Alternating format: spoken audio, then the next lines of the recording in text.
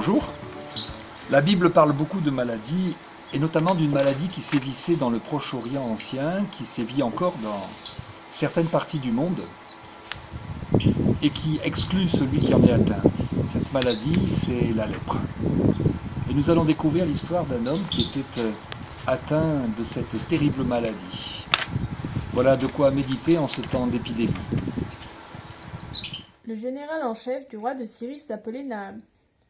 Son maître l'appréciait beaucoup et le traitait avec faveur. En effet, c'était par lui que le Seigneur avait donné la victoire aux Syriens. Mais cet homme, un vrai héros, était lépreux. Or, des pillards syriens qui avaient pénétré en bande dans le territoire d'Israël en avaient ramené prisonnière une fillette qui devint la servante de la femme de Naham. La fillette dit un jour à sa maîtresse : « Ah, si seulement mon maître se présentait au prophète qui est en Samarie, celui-ci le guérirait tout de suite de sa lèpre. » Naham alla parler au roi de ce que la petite servante israélite avait dit. « Bien, dit le roi, va trouver le roi d'Israël avec la lettre que je te remettrai pour lui. » Naham partit donc en emportant environ 300 kilos d'argent, 60 kilos d'or et 10 habits de fête. Il remit au roi d'Israël la lettre où le roi de Syrie avait écrit : « Je t'envoie mon général Naham, porteur de cette lettre, pour que tu le guérisses de sa lèpre. » Dès que le roi d'Israël eut fini de lire la lettre, il déchira ses vêtements et s'écria : « Suis-je Dieu, moi, avec le pouvoir de faire mourir et de faire revivre les gens ? Voilà le roi de Syrie qui m'envoie quelqu'un à guérir de la lèpre. Vous voyez bien, il cherche à m'entraîner dans un conflit. » Lorsque le prophète Élisée apprit que le roi d'Israël avait déchiré ses vêtements, il lui fit dire : « Pourquoi es-tu pareillement bouleversé ? Cet homme n'a qu'à venir chez moi, et il saura qu'il y a vraiment un prophète dans le pays d'Israël. » Apprendre qu'il avait contracté la lèpre devait être très difficile à accepter pour Naaman parce que c'était un homme très important qui occupait une grande place dans la société de son pays. C'était un ami du roi de Syrie, c'était un général prestigieux. Tôt ou tard, sa maladie, malheureusement, allait l'obliger à se retirer de toute vie sociale, à quitter ses fonctions et même à ne plus exister pour personne. Il était condamné à terme. Alors il est prêt à tout pour chercher un moyen de rencontrer ce prophète israélite dont il entend parler, par l'intermédiaire de son épouse, à qui une petite esclave qui était au service de son épouse avait parlé de ce prophète en Israël qui pouvait le guérir de sa lèpre. Mais Naaman veut agir avec ses moyens à lui, avec son carnet d'adresses, comme tout grand personnage qui se respecte. Alors il va voir le roi de Syrie qui lui fait une lettre de recommandation pour le roi d'Israël, mais évidemment le roi d'Israël ne comprend rien à ce qui se passe. Il croit même à une provocation parce que lui n'a aucun pouvoir pour aider Naaman. Et pourtant le Seigneur se sert d'autres personnes que ces grands personnages, le roi de Syrie, le roi d'Israël, pour sauver cet homme. D'abord, on l'a dit, cette petite fillette esclave au service de la femme de ce grand homme, de ce grand général qu'est Naaman. Elle avait entendu parler dans son pays, avant d'être radiée au cours d'une guerre entre la Syrie et Israël, de cet Élisée, cet homme de Dieu qui vivait en Israël et avait reçu du Seigneur le pouvoir de guérir la maladie. Alors elle parle à sa maîtresse, et nous supposons que la maîtresse, l'épouse de Naaman, a parlé à Naaman, mais ça n'est même pas dit dans le texte, si vous avez bien écouté. Une femme anonyme, dont la Bible n'a pas retenu le nom, et dont elle ne nous dit même pas comment elle a agi. Elle a sans doute dû parler à son mari de ce qu'elle avait entendu dire par sa petite esclave. Sans doute qu'elle voyait la souffrance morale de son mari, qui essayait de cacher les taches qui apparaissaient sur sa peau. Et c'est grâce finalement à ces deux personnages humbles et discrets que Naaman finira par se retrouver chez Élisée, qui a entendu parler de lui et de la crise de nerfs du roi d'Israël qui ne comprenait rien. Naaman vint avec son char et ses chevaux, et il se tenait devant la porte de la maison d'Élisée. Élisée envoya un messager lui dire : « Va te plonger 7 fois dans l'eau du Jourdain, alors tu seras guéri et purifié. » Naaman se mit en colère et s'en alla en disant : « Je pensais que le prophète sortirait de chez lui, qu'il se tiendrait debout et prierait le Seigneur son Dieu. Je pensais qu'il passerait sa main sur l'endroit malade et que ma lèpre serait guérie. D'ailleurs, les rivières de Damas, l'Abana et le Parpar ne valent-elles pas mieux que tous les cours d'eau du pays d'Israël? Ne pourrais-je pas m'y plonger pour être purifié? Naaman fit demi-tour et il s'en alla furieux. Mais ses serviteurs vinrent lui dire: « Maître, si le prophète t'avait ordonné quelque chose de difficile, ne l'aurais-tu pas fait? Alors pourquoi ne pas faire ce qu'il te dit, te plonger simplement dans l'eau pour être purifié? » Naaman descendit au bord du Jourdain et il se trempa 7 fois, comme Élisée l'avait dit. Et il fut purifié. Sa peau redevint semblable à celle d'un petit enfant. Nouvel incident. Ça ne se passe pas comme Naaman l'avait prévu. Et il pique une colère. On lui a manqué de respect. Le prophète n'a pas eu d'égard pour lui.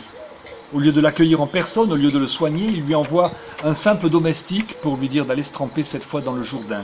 Alors Naaman en a assez d'avaler des couleuvres. Déjà, venir quémander une guérison dans un petit pays vaincu auprès d'un prophète inconnu sur la parole d'une esclave, c'est dur. Mais alors se heurter au refus d'un roi vaincu, c'est encore plus dur. Et là, l'absence d'Élisée, qui ne lui fait même pas l'honneur de se présenter devant lui en personne, et qui lui envoie simplement son serviteur, c'est trop. Et Naaman fait demi-tour.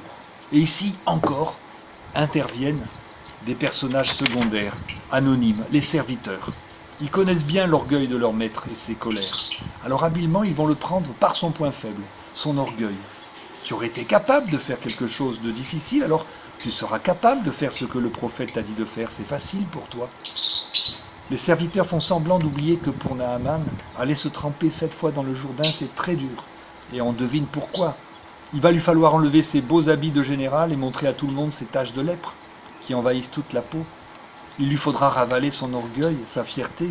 En quelque sorte, il lui faudra mourir à lui-même. Et c'est ce que fait pourtant Naaman. C'est ce qu'il accepte de faire, se tremper dans le Jourdain. Et le texte nous dit, sa peau redevient semblable à celle d'un enfant, d'un petit enfant. Autrement dit, ce n'est pas un homme guéri seulement qui ressort du Jourdain, c'est un homme nouveau, un homme qui était passé par ce que la Bible appelle une nouvelle naissance. Il est mort à son orgueil, il est entré dans une vie nouvelle. Oui, l'ancien Naaman, l'homme arrogant qui pensait pouvoir tout obtenir par son carnet d'adresses et par sa puissance, par ses relations, par son argent aussi, cet homme est mort avec sa lèpre dans l'eau du Jourdain. Et Naaman est redevenu comme un enfant, c'est-à-dire un être qui accepte de dépendre d'autres que lui et qui accepte joyeusement cela. Dans notre monde, on valorise tout ce que Naaman était et avait avant sa maladie et sa guérison, le pouvoir, l'influence, le succès, les victoires, une place bien en vue dans la société, des relations. Et voilà qu'un nouveau virus est en train de nous rappeler depuis quelque temps que nous sommes des êtres fragiles, mortels, qui que nous soyons, quelle que soit notre origine, quelle que soit notre condition sociale, quels que soient nos succès, passés, présents ou à venir. Mais le Seigneur se sert aujourd'hui encore d'êtres et de choses faibles dans ce monde pour nous délivrer, comme il s'en est servi pour sauver Naaman. Il s'est servi d'une petite esclave victime d'une guerre, de son épouse, de serviteurs dont l'histoire n'a même pas retenu les noms, des anonymes, une chaîne de solidarité entre personnes d'origine et de conditions très diverses, mais solidaires de cet homme que la lèpre allait condamner. Eh bien, aujourd'hui c'est un petit peu pareil, nous sommes solidaires les uns des autres, nous dépendons les uns des autres, nous avons besoin les uns des autres, nos gestes engagent les autres, et les gestes des autres ont des conséquences pour nous aussi, d'où cette obligation d'être solidaire, par exemple, dans la discipline du confinement. Mais le Seigneur se sert de ce qui est faible et insignifiant pour faire de grandes choses. Nous avons l'impression parfois de n'être pas grand-chose, de ne pas pouvoir faire grand-chose là où nous sommes, là où nous vivons. Mais il y a autour de nous des Naaman, vous savez, des gens qui apparemment vont bien, gagnent bien leur vie, sont considérés, ont du succès, ont tout pour être heureux, mais qui cachent une lèpre. Cette lèpre, c'est pour certains le souvenir d'une faute, pour d'autres un chagrin, une perte irréparable, un vice ou une dépendance dont ils ne peuvent pas se libérer.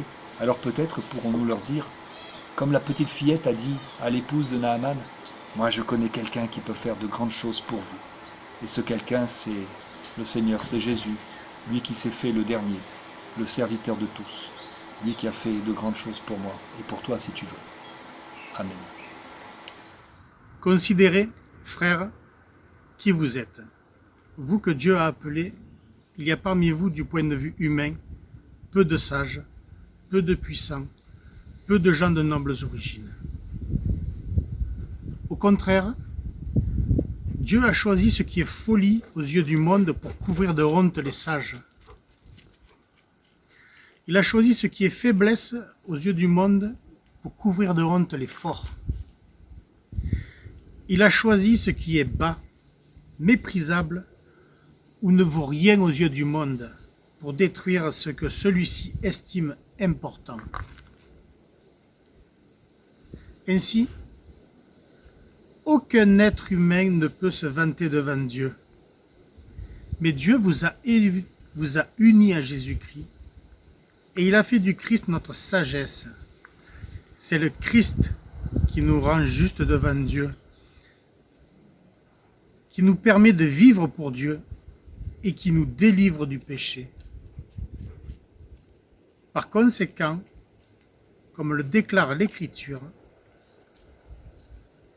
si quelqu'un veut se vanter, qu'il se vante de ce que le Seigneur a fait.